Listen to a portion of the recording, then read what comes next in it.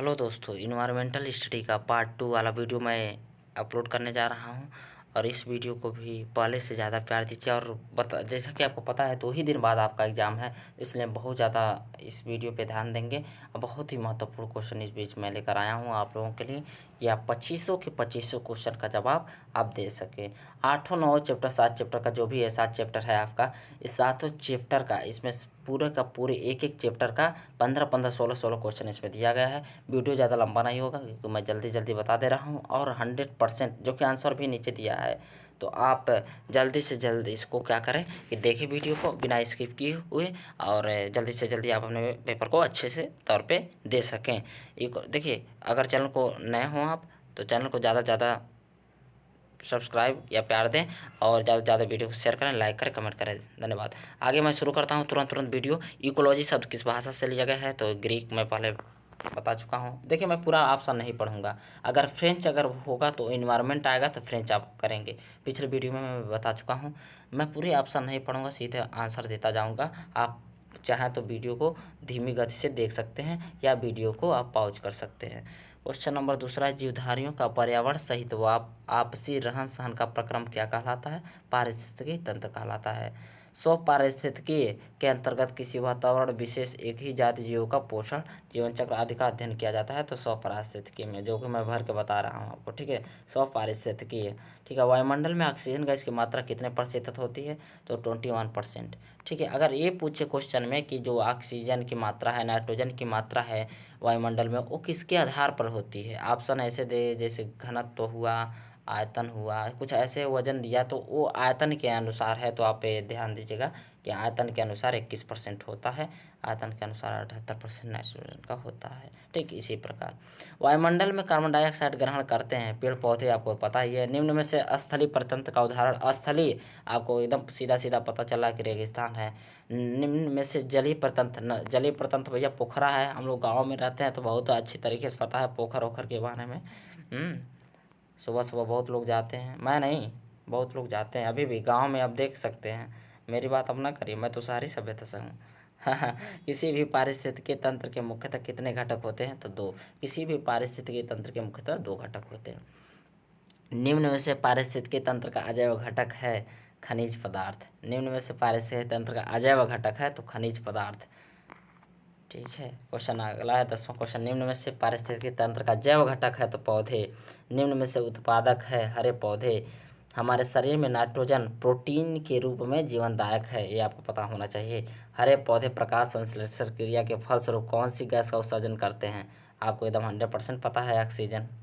निम्न में से अपघटक का उदाहरण है? जीवाणु अपघटक का उदाहरण है। ग्रीन हाउस प्रभाव के लिए उत्तरदायी गैस कौन सा है? तो ग्रीन हाउस गैस, ये आप पता है कि कार्बन डाइऑक्साइड है। आपको बेशक पता होगा, अगर थोड़ा बहुत भी पढ़े होंगे तो कार्बन डाइऑक्साइड कारण होता है ग्रीन हाउस इफेक्ट का, ठीक है। निम्न में से जीवाश्म ईंधन का उदाहरण है? तो कोयला होता है, आपको भी पता है। हरे पौधे खाद्य श्रृंखला में हैं, उत्पादक हैं। निम्न में से सर्वाहारी है? आपको पता है पादप मनुष्य, गाय और शेर में से सर्वाहारी है वो मनुष्य है, सर्वाहारी हो गया। आप क्या बताएं। चैप्टर दूसरा से क्वेश्चन शुरू हो रहे हैं। पेड़ पौधे सूर्य के प्रकाश से कौन सी गैस ग्रहण करते हैं? आपको एकदम बिल्कुल पता है, पेड़ पौधे सूर्य के प्रकाश से कौन सी गैस ग्रहण करते हैं? तो कार्बन डाइऑक्साइड करते हैं। निम्न में से प्राणवायु किसे कहते हैं? O2 को, ऑक्सीजन को, सभी लोग जानते हैं। निम्न में से कौन सी गैस हरित गृह गैस नहीं है? तो आपको पता है मीथेन ग्रीन हाउस इफेक्ट वाला है गैस। कार्बन डाइऑक्साइड है, नाइट्रस ऑक्साइड है, लेकिन ऑक्सीजन तो हमारा प्राणवायु है। इससे तो सारे इन्वायरमेंटल के अच्छे हो जाते हैं इसके मतलब। लेकिन ये भी है, ज़्यादा नहीं होना चाहिए, पर जितना है उतना ही मेंटेन रहना चाहिए। ज़्यादा होगा तो आग लग जाएगा भैया, ऑक्सीजन ज़्यादा होगा तो। वायु में कार्बन डाइऑक्साइड की मात्रा कितनी है? तो आप एकदम देख लें ध्यान से क्वेश्चन को। वायु में कार्बन डाइऑक्साइड की मात्रा लगभग कितनी है? तो 0.04% है, ठीक है। अम्लीय वर्षा का पीएच मान क्या होता है? तो 0 से 7 तक होता है, यानी 7 से कम होता है, ठीक है। विश्व तापन का मुख्य कारण है हरित गृह प्रभाव, यानी ग्रीन हाउस इफेक्ट। स्मोक से मनुष्य को सबसे अधिक हानि क्या होती है? जो स्मोक करते हैं वही लोग जानते हैं, मुझे पता नहीं है इसका जवाब, लेकिन उत्तर दिया तो पढ़ दे रहा हूँ। श्वसन रोग होता है स्मोक से मनुष्य को सबसे अधिक हानि निम्न प्रकार होती है। निम्न प्रकार में से कौन सी होती है? तो श्वसन रोग हो जाता है उनको। निम्न में से कौन सा त्वचा कैंसर का कारण है? अल्ट्रावायलेट किरणें, मैं पिछले वीडियो में बता दिया हूँ। अल्ट्रावायलेट किरणें जो सूर्य के ओजोन परत के क्षय होने के कारण जो आती हैं रोशनी, वो त्वचा कैंसर का कारण बनती है अल्ट्रावायलेट किरणें। वायुमंडल में O2 CO2 गैस के संतुलन के लिए आवश्यक है वृक्ष। आप वृक्ष लगाइए या ज़्यादा से ज़्यादा। अम्लीय वर्षा का प्रमुख कारण है SO2 गैस। निम्न में से प्रारंभिक प्रदूषक है धुआं। आपको पता है धुआं सबसे पहले, आज से नहीं बहुत दिनों से। वायुमंडल में उपस्थित नमी जब संघनित होकर होती है तो कहलाती है आपका कोहरा। ओजोन परत के क्षय के लिए मुख्य रूप से कौन जिम्मेदार है? क्लोरोफ्लोरोकार्बन, जो पिछले वीडियो में बता दिया हूँ, CFC से कहते हैं क्लोरोफ्लोरोकार्बन को। कार्बन मोनोऑक्साइड गैस उत्सर्जित होती है जीवाश्म ईंधन के दहन से। वायु प्रदूषण के नियंत्रण के लिए निम्न में से किसका प्रयोग करना चाहिए? स्क्रबर, अवक्षेपक, वस्त्र छिन्नक, ये सभी। तो ये सभी का प्रयोग करना चाहिए या किया जाता ही है। निम्न में से स्वच्छ ईंधन है पेट्रोल, डीजल, गैसोलीन, CNG। तो CNG को स्वच्छ ईंधन कहा जाता है। हमारे वायुमंडल में SO2 का मुख्य स्रोत है। कोयले का दहन करते हैं तो SO2 होता भैया, ये भी खतरनाक होता है। निम्न में से पर्यावरणीय मित्र है, सभी लोग जानते हैं वृक्ष होता है पर्यावरण का मित्र। जल का रासायनिक सूत्र है H2O। मैं ज़्यादा समय न लेते हुए जल्दी जल्दी क्वेश्चन पढ़ता जा रहा हूँ, आंसर बताता जा रहा हूँ। समय कम है ना आप लोगों के पास, तो मैं आपका ज़्यादा समय भी नहीं लेना चाहूँगा। विश्व जल दिवस प्रतिवर्ष किस दिन मनाया जाता है? 22 मार्च को विश्व जल दिवस मनाया जाता है। पीने के पानी की कमी को दूर करने के लिए अब इस स्रोत का अभिशंसा की गई है, भूजल का। शुद्ध जल का pH मान क्या होता है? 0। शुद्ध जल में निम्न गुण धर्म नहीं होते। देखिए, रंगहीन, गंधहीन, स्वादहीन तो होता है जल, लेकिन भारहीन नहीं होता है। भार उसमें होता ही है, तो भारहीन ये सही जवाब है इसका। गुणधर्म नहीं होता यानी भारहीन नहीं होता, ठीक है। और विश्व में कुल पानी की मात्रा कितने बिलियन घन किलोमीटर है? तो 1.40 बिलियन घन किलोमीटर है विश्व की कुल पानी की मात्रा। महासागरों के जल में नमक की मात्रा है 35 ग्राम प्रति लीटर, ठीक है। जल का क्वथनांक 100 डिग्री सेल्सियस होता है। ध्रुवों की बर्फ पिघलने से महासागरों के जल सतह क्या हो जाएगी? ऊंची हो जाएगी, ठीक है। पीने के पानी में फ्लोराइड की मात्रा 1 मिलीग्राम प्रति लीटर से अधिक नहीं होनी चाहिए। फ्लोराइड की मात्रा पीने के पानी में 1 मिलीग्राम प्रति लीटर से अधिक नहीं हो चाहिए। विज्ञान की वह शाखा जिसके अंतर्गत स्वच्छ जल के भौतिक, रासायनिक और जैविक गुणों का अध्ययन किया जाता है लिम्नोलॉजी कहलाता है। वाहित मल तथा कल कारखानों से जल का करके जल प्रदूषण रोका जाता है। क्या करके? क्लोरीनेशन करके उसका शुद्धिकरण किया जाता है। साधारण एवं शुद्ध जल का तापमान लगभग कितना होता है? 4 से 10 डिग्री सेल्सियस होता है, ठीक है। 4 से 10 डिग्री सेल्सियस होता है शुद्ध जल का तापमान। pH मान, तापमान, गंधलापन, रंग आदि की माप लेकर जल की अशुद्धि का पता लगाना कौन सा प्रबोधन कहलाता है? तो भौतिक रसायन प्रबोधन। निम्न में से अशुद्ध जल से होने वाला रोग है पीलिया हो सा है अशुद्ध जल से, ठीक है। अशुद्ध जल पिएंगे तब पीलिया हो जाएगा, जो दांतों की बीमारी है। BOD का पूरा नाम है बायोलॉजिकल ऑक्सीजन डिमांड, जो पिछले वीडियो में बता दिया हूँ मैं। पानी में pH का मान कम होने पर उसकी प्रकृति क्या होती है? अम्लीय होती है, जो अम्लीय वर्षा में मैं बता दिया हूँ। पीने योग्य जल का गंधलापन से नहीं अधिक नहीं होना चाहिए, किसने? 10 ppm से, ठीक है। मृदा प्रदूषण, चौथा आपका चैप्टर है मृदा प्रदूषण, सॉइल पोल्यूशन। इससे देखिए क्या क्या क्वेश्चन बन सकते हैं। वे पदार्थ जो उपयोग किए जाने के पश्चात अनुपयोगी होने के कारण फेंक दिया जाता है अपशिष्ट पदार्थ कहलाता है, वेस्ट कहलाता है, अपशिष्ट पदार्थ कहलाता है। मृदा में अनेक जैवनाशी रसायनों के मिलने के कारण उसका प्रदूषित होना क्या कहलाता है? मृदा प्रदूषण यानी सॉइल पोल्यूशन कहलाता है। प्रश्न तीसरा, निम्न में से कौन मृदा प्रदूषण का एक प्रमुख स्रोत है? तो पॉलीथीन एवं प्लास्टिक का जो आप फेंको देते हो यही है। अब क्या बताऊं?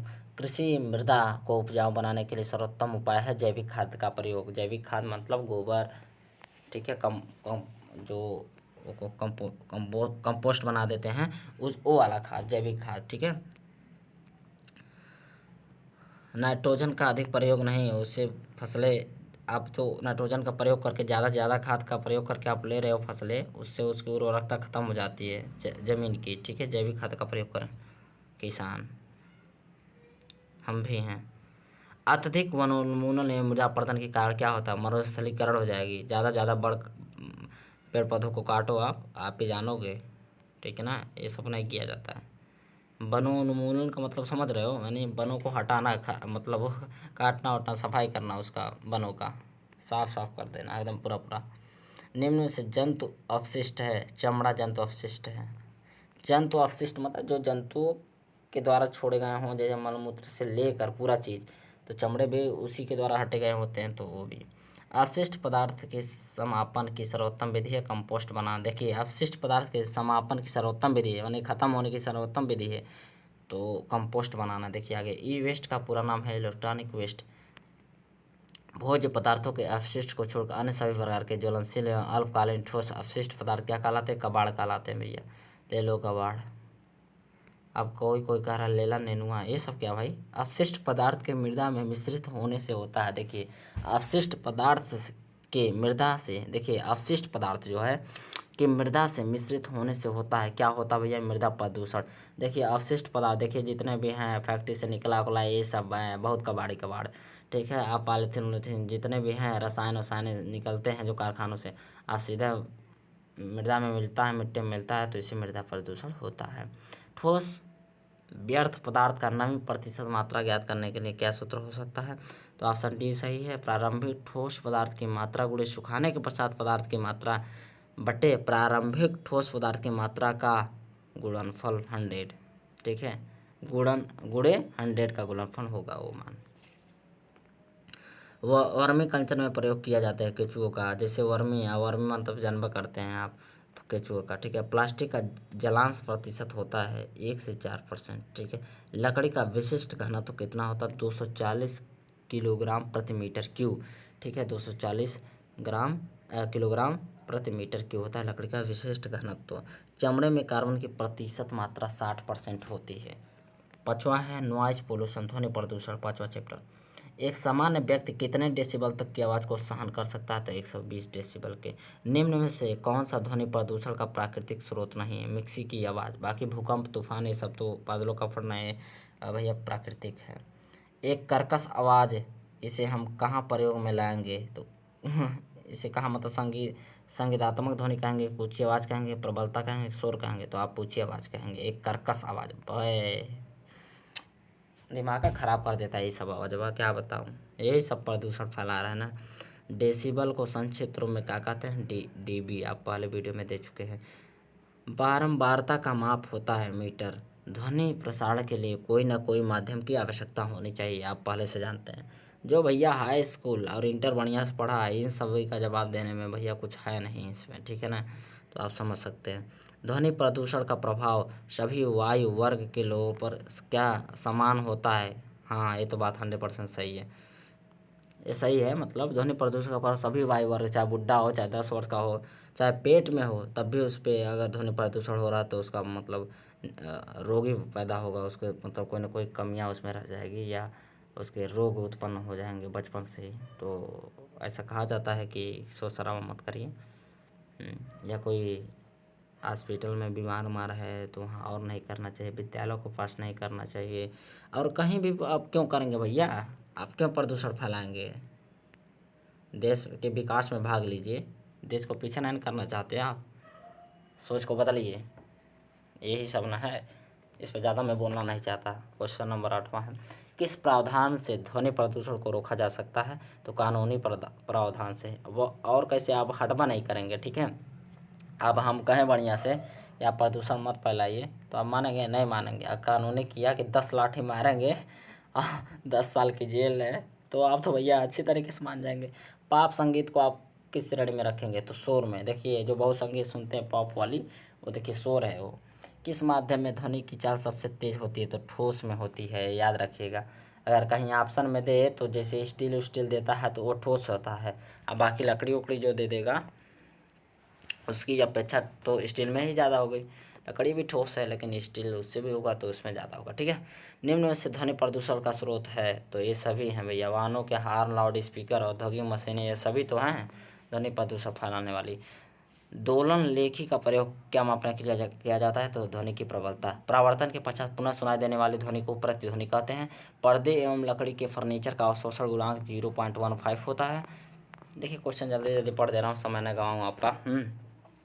वाहनों एवं मशीनों में से निकलने वाली ध्वनि को कम करने के लिए क्या लगाते हैं चाहिए? साइलेंसर लगाते ही हैं, आपको पता ही होगा। ध्वनि प्रदूषण से प्रभावित होते हैं मस्तिष्क, हृदय, कान। अबे भैया सभी प्रभावित होते हैं। ध्वनि बहुत खतरनाक चीज़ है, जितने भी प्रदूषण है सब खतरनाक हैं। हाँ, अब देखिए कौन सा विधान, कौन सा एक्ट, क्या क्या पारित हुआ, क्या क्या लागू हुआ, इस चैप्टर में जानेंगे। छठा चैप्टर में लेजिस्लेशन है, इसका चैप्टर का नाम विधान। सन 1981 में कौन सा कानून हुआ, तो वायु प्रदूषण नियंत्रण कानून। वायु प्रदूषण नियंत्रण कानून में संशोधन किया गया था 1986 में। सन 1986 में पर्यावरण से संबंधित कौन सा कानून बनाया गया था, पर्यावरण संरक्षण कानून, जो कि मैं पहले ही बता दिया हूँ आपको। जल प्रदूषण निवारण एवं नियंत्रण कानून 1974 में आया था। जनसंख्या घनत्व, शिक्षा का स्तर, उम्र, लिंग, जाति समूह, मृत्यु दर आदि मूल सूचनाएं क्या कहलाती है, तो बेस लाइन डाटा कहलाती है। ISO 1400 का संबंध किस क्षेत्र से है, तो पर्यावरण प्रबंध से, ठीक है ना। भारत में पर्यावरणीय प्रभाव के मूल्यांकन का शुभारंभ कब हुआ था, तो 1976 से 77 में हुआ था, 76-77 में हुआ था। सन 1976 में संविधान के 42वें संशोधन में पर्यावरणीय सुधार संरक्षण के लिए कौन कौन सी धाराएं सम्मिलित हुई थी, तो पहले वीडियो में बता दिया हूँ। 48A तथा धारा 51AG, उसमें 1976 में जो संशोधन हुआ था, 42वां संशोधन, उसमें ये जोड़ा गया था। NGT का पूरा नाम पहले वीडियो में बता, जो नेशनल ग्रीन ट्रिब्यूनल होता है। इसकी स्थापना आप कमेंट में बताएंगे, जो कि पहले वीडियो में बता चुका हूँ। गठन कब हुआ था, ठीक है। NGT का मुख्यालय कहाँ, तो नई दिल्ली, ये भी बता चुका हूँ। पर्यावरण पर ऊर्जा के प्रयोग का प्रभाव, impact of energy usage on environment. अब भैया ये लास्ट आपका चैप्टर चलने जा रहा है। ज़्यादा से ज़्यादा आप लाइक करें, शेयर करें और चैनल को सब्सक्राइब करें। बार बार नहीं कहता मैं। अम्ल वर्षा मुख्यतः गैस के कारण होती है, तो यह SO2 के कारण होती है। अम्ल वर्षा बहुत खतरनाक होती है। अम्ल वर्षा भैया है, अब क्या बताऊं, पेड़ पत्तियों का कितना नुकसान, इमारतों को कितना नुकसान पहुंचाती है। ताजमहल इसी के कारण नुकसान हो रहा है, अम्ल वर्षा के कारण, आपको पता है। रंग बदलता जा रहा है। हमारे पृथ्वी के तापमान में बढ़ने का प्रमुख कारण है हरितगृह प्रभाव। हमारी पृथ्वी के तापमान बढ़ने का प्रमुख कारण है तो हरितगृह प्रभाव, ग्रीन हाउस इफेक्ट, ठीक है। ग्लोबल वार्मिंग के कारण सर्वाधिक प्रभावित होंगे समुद्री तटीय नगर। ओजोन गैस का रासायनिक क्षेत्र O3 होता है। ओजोन वायुमंडल की किस परत में पाए जाते हैं, स्ट्रेटोस्फीयर यानी सप्ताह मंडल में। मैं बता दिया हूँ पहले ही आपको, पहले वीडियो में। निम्न में से हरितगृह प्रभाव उत्पन्न करने वाले प्रमुख गैस क्या है, CO2 हरितगृह है।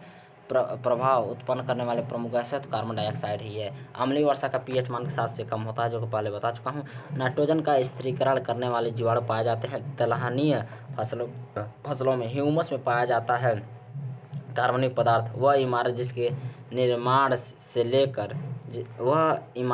निर्माण से लेकर रख रखाव तक में पर्यावरण की महत्वपूर्ण भूमिका निभाती है, उसे कहा जाता है ग्रीन इमारत, ठीक है। यहीं तक का मेरा वीडियो रहा और मिलेंगे। सभी सब्जेक्ट का आपका 2-2 लेक्चर कम से कम मैं प्रोवाइड कराऊंगा अपने चैनल पे, और एक ही मतलब उसमें प्लेलिस्ट में ऐड कर दूंगा और आप लोग वहां से देख सकते हैं। ज़्यादा से ज़्यादा वीडियो को सब्सक्राइब करें, मतलब वीडियो को सब्सक्राइब बस, ठीक है, चैनल को सब्सक्राइब करें, वही बात हुआ। और लाइक करें, शेयर करें, हम गर्दा मचा दें और जल्दी जल्दी अपने पेपर को बेहतर बनाएं। 2500 के 2500 क्वेश्चन का सही जवाब देंगे आप, और फिर हमको कमेंट में आके बताइएगा कि मैं 2500 का सही जवाब दिया, तो मुझे प्रसन्नता मिलेगी। आपके लिए मेहनत कर रहा हूँ, तो आप मुझे बताएं कि आपका पेपर कैसा हुआ। धन्यवाद।